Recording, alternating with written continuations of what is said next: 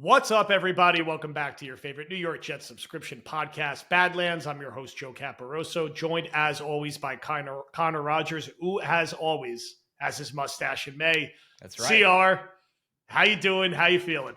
Great. It's that time of the year, winding down a little bit, letting things go. No haircut, no shaving, no nothing, and always talking Jets football, though. That's the one constant, always talking Jets football. So things are great right now, man. I love this time of year. It's kind of just a kind of time to step back and look at some nitty gritty stuff and try to pick up on some new things, especially when you have a new staff and you're playing a partial guessing game of what they want to implement from, what responsibilities they had on their previous spot. So this is a really fun time of year. I think I like that there's a breadth in the NFL calendar. I will never push for that. We need this jump from the draft to a longer camp or bigger OTAs, especially when there's going to be 20 NFL games in a regular season at some point in our lifetime. Oh, yeah. This is a time of year that I think is just healthy for everyone.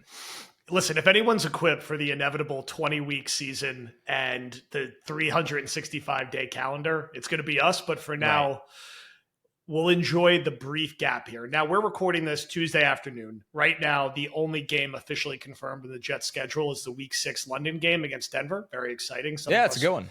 Some of us will try to get out there. Finally, we're overdue. We're going to go live on our YouTube channel at Badlands TOJ tomorrow night around 8 o'clock. We'll have a bunch of us hop in and just sort of riff on the full schedule when it's out. So if you want more robust schedule reaction, tune into the Badlands YouTube tomorrow. We'll also pull the episode out and put it on the feed. So if you missed that time, you can listen to it as a podcast. So a nice bonus episode to go with the normal pod and War Room. On this pod, we're going to kind of split it into two sections before we jump over to War Room and talk about a few other things. First half, Connor and I are going to push each other to potentially be a little harder on the Jets. We've gotten some feedback that too many of us at Badlands are kind of swirling around this being an 8 or 9 win team when the Vegas over-under is more like 5.5, and the national prognosticators see this more as a 4 or 5 win team. So what is that argument? What parts of it do we agree with? What parts of it do we disagree with? And then we're going to talk a little Justin Fields stat projections, because I foolishly tweeted the question, what does everyone think Justin Fields stats are going to be? And now my mentions are absolutely destroyed with overly positive and overly negative people. So we're going to see if we can meet in the middle. All right, let's start at the top. This conversation maybe was a bit spearheaded by Jay Gruden, of all people, randomly going on a tirade that the Jets were just awful. And they were the Lions. I missed this. Yeah, he basically, I only saw a snippet, to be fair to him, but he was basically like, look, this team is awful on offense. They have no options. Membu and Mason Taylor aren't solving everything. It's Detroit's B team, which, I don't know, Detroit was pretty damn good. Being Detroit's B team this year might not be terrible in year one for Aaron Glenn. Yeah. The gist was that, and I think you're seeing this in a lot of predictions, that have the Jets as the worst team in the AFC East and one of the 3 worst teams in the league, that there's just not going to be enough on offense for this team to seriously compete. I've heard some nitpicking about their defense, but I think the Jets have just been this team that has been better on defense than offense for 30 years, that people always assume they'll be okay on defense, terrible on offense, and we'll see what happens on special teams. I don't think, and I talked about this a little with Will yesterday, there's a rational enough argument to say that, you know what, Justin Fields isn't good.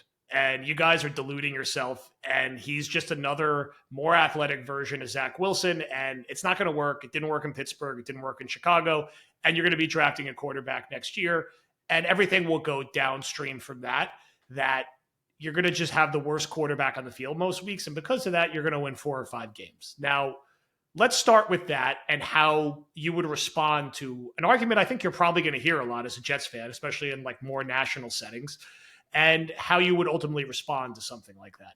Yeah, these are interesting conversations, because I guess I've been the more pessimistic of the larger Badlands umbrella. I've been saying, here's how the Jets can be a punchy 7-win team. And I keep up with the comments and everything on all our content. And so a lot of people are like, wow, you guys are, very positive as a whole. So I think this is a good balance for us, because if somebody sends you the most negative side of the Jets and starts with Fields, it's that he's not been a guy through this many years of an NFL career that drags teams to wins, right? Now, how many quarterbacks at the NFL level do that? Oh, man. on any given Sunday, a little bit more than half, right, can do it. The guys that consistently do it are a different category, right? Like the Josh Allens, Lamars, Mahomes, Burrow. Of course, that's a different. We saw Jaden Daniels start to do that last year as a rookie. I think that Fields there's enough sample size that he hasn't been able to do that. So although Aaron Glenn might look at it differently because Fields has played really good against his defenses, but just from if you are setting the odds, it's unlikely Fields on any given Sunday is going to do that for you. So that's a fair point. That means everything around you needs to be just a little bit better, from the offensive line, which I think looks really good on paper, to the run game, which was really bad last year and has to prove a lot this year, but they have some new personnel added on to good personnel to do it in both Armand Membu and Mason Taylor. And obviously there was flashes from the young running backs last year behind Brees that gives you a little hope for the committee as a whole. But outside of Garrett Wilson, there's no pass catcher on this team that's going to bail out Fields, right? Where you looked at, this might be a touch too harsh, but look at Darnold last year. Justin Jefferson is going to make any quarterback look better, but Jordan Addison was really, really good. And when TJ Hawkinson came back, TJ Hawkinson's a really good tight end. And Darnold made plays on his own, but there's moments of Darnold where he's having that kind of supporting cast combined with the next point I want to make, an elite play caller. We have no idea if Tanner Engstrand's going to be a good play caller. Genuinely, we have no idea. So I think what you have to hope for is that, one, the Jets really didn't get a quarterback last year that dragged them to wins. Like, let's be very clear. Like, they played this way last year, and they were bad, but they weren't like worse than the league bad. Right? They were never in that conversation to be picking in the top 3. So I think that that's completely fair. I think the Jets are going to, for the most part, as much as they say the opposite, going to really mitigate how much is put on Fields' plate to have to take over games. Like, I think the style of football they're going to play in terms of the run game and the play action pass game and some of the short area pass game is going to try to put them in. Now, we didn't get to the defense yet, but the defense correlates to this. If you're looking to be pessimistic about the Jets, it's the trickle effect on Fields. If this run defense sucks again, which, hint, it can, right? What did they do that they're that much better against the run? They're small up front. They brought back Sherwood, who we like, but is small. Mosley retired, which they haven't really had much Mosley lately, where you can't really factor that in. But they don't have a 2-gapper next to Quinnen Williams. Jermaine's coming off an Achilles, who's one of your better run defending edge players. McDonald's strength isn't defending the run. So if the linebackers start to get engulfed because the front's not containing enough and 2-gapping or controlling the point of attack, the run defense is going to suck. The Jets are going to be uncompetitive in that area, not control the game. And then if you're playing from behind, that puts the worst version or the biggest ask on the table for Fields. So that's how I would look at it, where have the Jets equip themselves to play the kind of football that leads to winning games with Justin Fields? I don't think they personally have. I think they've made strides, notably that I think they're going to be able to run the football, and notably that they have upside in coverage. They also have a low floor, but if the Stevens signing is average, Cisco has a higher end year on his scale of the kind of player he's been throughout his career. Sauce is Sauce. Michael Carter is Michael Carter. You get something out of Malachi Moore. I mean, and I like Azaria Thomas a lot. That's a good secondary. Yeah. So those are the 2 areas where they got better, but the run defense is a big concern to me that kind of impacts how they control or lack control of games and what that amounts to or puts on field. So I think it's really fair all in all. Like, I can't sit back and think somebody's insane if they have that take. There's absolutely a world the Jets could be a 4-13 team. It just is. And we've seen it too many times to say that there isn't. The run defense scares me because the kind of ball that they're going to want to play and the way they're going to try to win most likely requires you to be able to not get steamrolled on first and second down. Right. And you don't want to be playing from behind. Now, there's going to be weeks inevitably you have to play from behind. That's football, but you cannot be getting bullied up front. And look, maybe schematically they're going to do different things. They're going to be rotating a lot of guys through. They're going to be better coached. They're going to tackle better. Maybe it's a better situation than it was last year when it was truly a mess and you had guys just flat out playing selfishly, and you have less of that this year. So there's less gaping lanes open for running backs where they're untouched for 7 yards.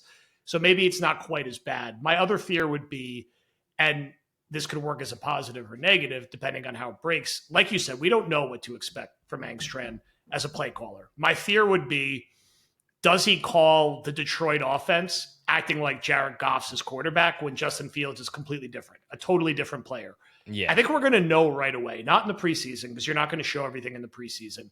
But if the Jets come out week one, theoretically home against the Panthers or whoever they're playing, and they're just dropping Fields back 40 times a game like he's Jared Goff, and they're acting like Mason Taylor week one is Sam Laporta and Garrett Wilson's Amon-Ra St. Brown, and they're just trying to rinse and repeat, it's not going to work. Now, if they come out and they're doing creative things with Fields' legs and the pony set with multiple backs on the field at once, they're throwing a Brees creatively in the screen game, Fields is ripping off 11-yard runs on first down because they have creative design plays to take advantage of his legs and treat him as a runner, and they load up and they play heavy. I think we're going to be like, okay, we're getting in a good way some LaFleur flashbacks for his early years when he was creative and he was making chicken salad out of chicken shit with that Jets offense. And this offense has a higher ceiling because Fields could just do more than Zach Wilson could. And they have a Brees Hall and they have a Garrett Wilson. So that's where I think you're going to see the swing. And I think why people tighter to the Jets may be a little more optimistic is it's just hard to overstate how poorly coached they were last year.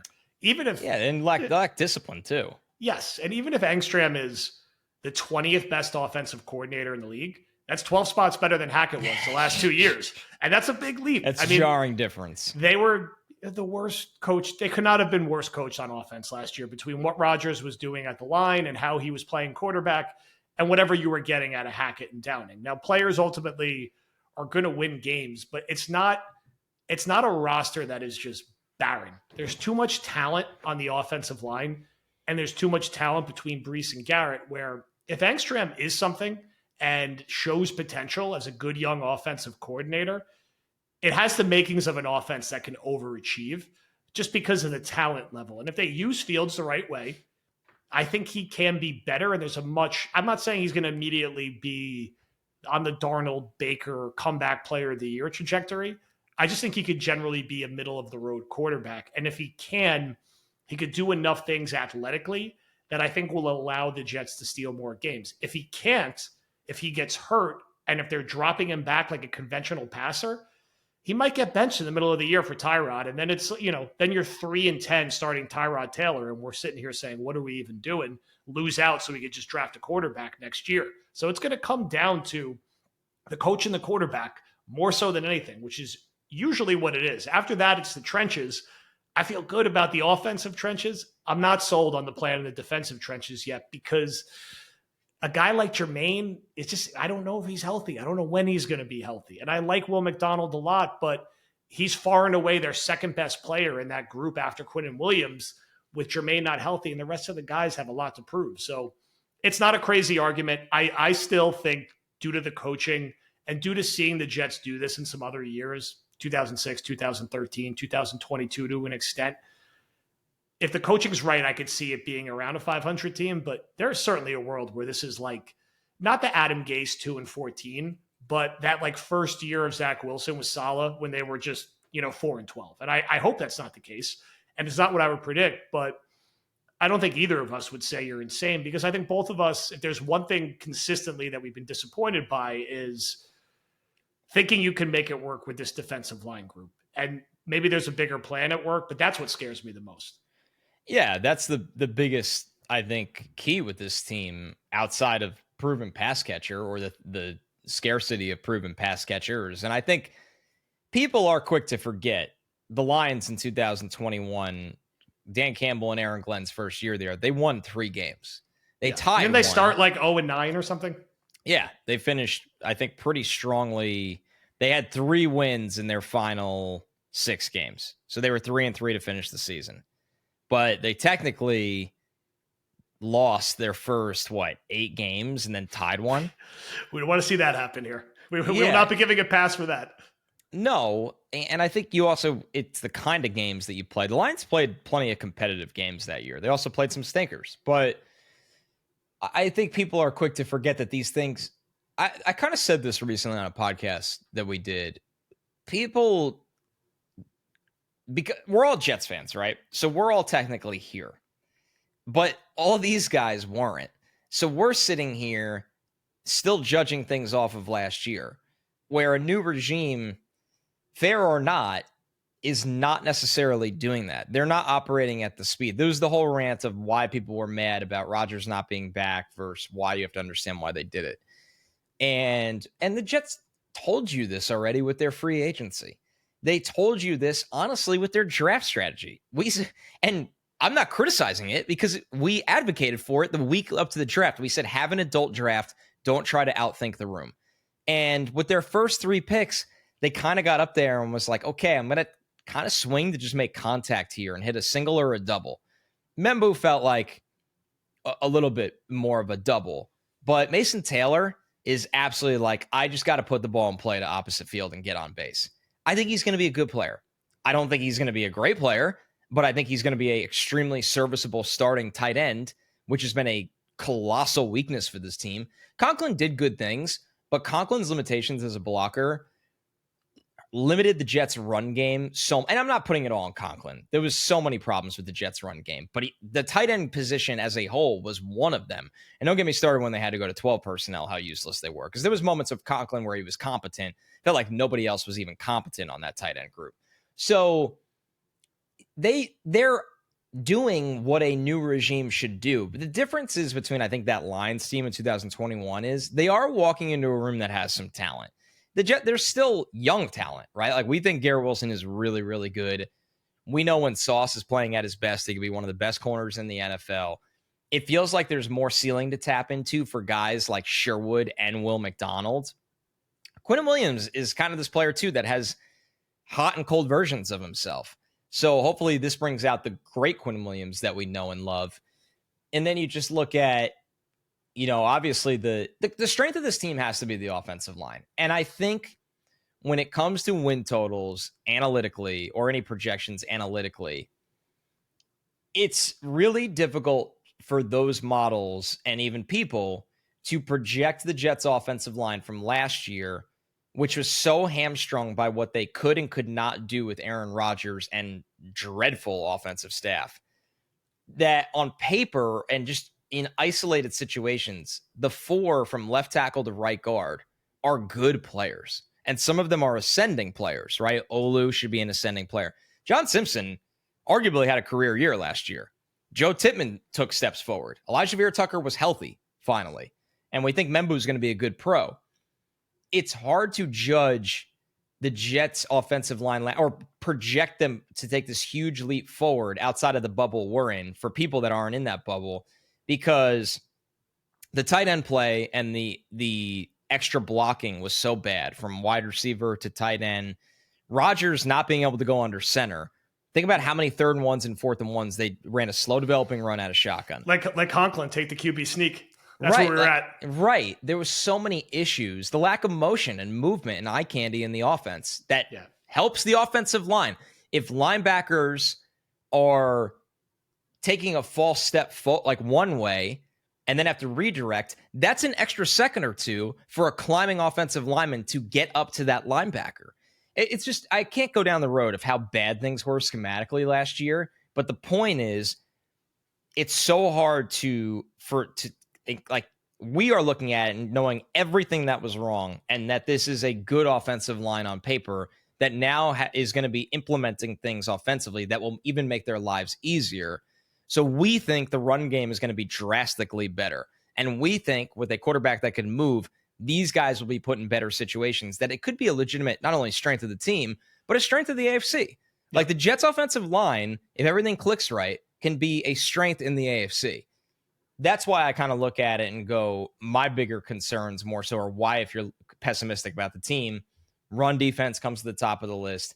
Putting Fields in situations where he has to carry the team, and he hasn't been able to do that as a pro. And then obviously the ramifications too, or the trickle effect that this isn't fair to Fields outside of Garrett Wilson. Who's going to be the guy to step up and make a play when teams just say, we'll let anyone else beat us? Is it going to be a healthy Breece Hall? I hope so. Is it going to be Mason Taylor, a little bit more ready than we expected after just turning 21 years old? Is Josh Reynolds going to have a good year, like you said? Is Malachi Corley going to do anything? And I wouldn't hold your breath for that. But Like, those are the kinds of things.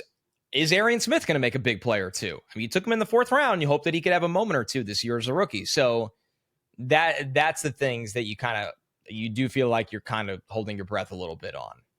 For those of you watching on YouTube, the full episode is available at patreon.com/BadlandsTOJ, along with many more episodes and articles and film breakdowns that do not make it to the YouTube. So patreon.com/BadlandsTOJ.